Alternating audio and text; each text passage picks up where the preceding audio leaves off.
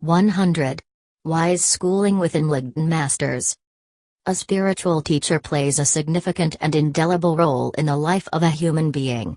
If you are privileged enough to have such a teacher, you are assured of success in all spheres, worldly and spiritual.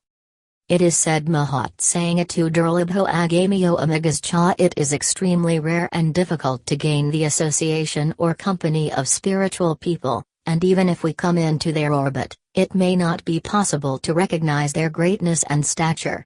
Often, even a person living with such exalted masters is not aware of their glory. But one thing is definitely certain: whether one recognizes their greatness or not, the influence of such a mahatma is amogha, infallible. To come into contact with such a person, and not be affected, is against the law of nature. It is just not possible. Whether you come in close contact or hear such a mahatma from afar, his influence is unfailing. Perhaps, immediately there may be no visible change, but one can be absolutely sure that, sooner or later, there will be a discernible influence in the life of that person. Presently, we are living in utter ignorance of our true nature, of the relationship between the individual, the world and the creator of both. This ignorance creates wrong notions whereby we misinterpret the world, commit various mistakes and consequently suffer from anguish and unhappiness. Great masters lead us out of the darkness of ignorance into the sunlit field of knowledge. They transform our vision. We start studying the scriptures and discover that there is an absolute reality. We understand that God exists. Then, we become acquainted with the characteristics of an enlightened person.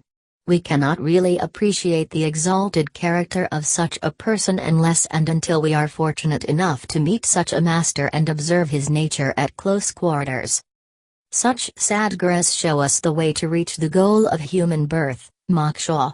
They give authenticity to the scriptures.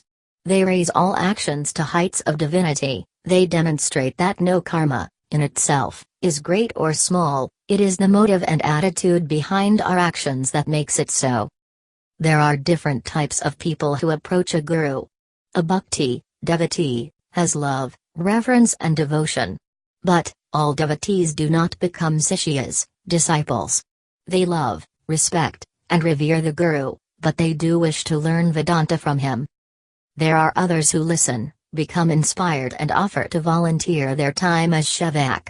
Service blossoms into devotion, the sevak becomes a bhakta.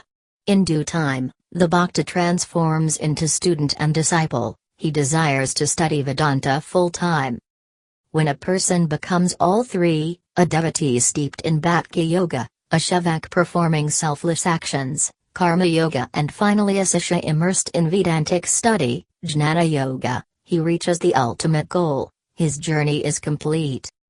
A guru's greatness is not only in entrusting the right person to the right job, but in also being able to encourage and inspire those who lack adequate capability, enabling them to produce incredible results.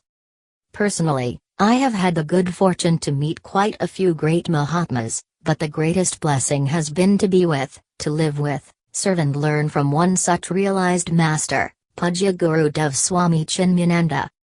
The author is an Akriya of the Chinmaya mission.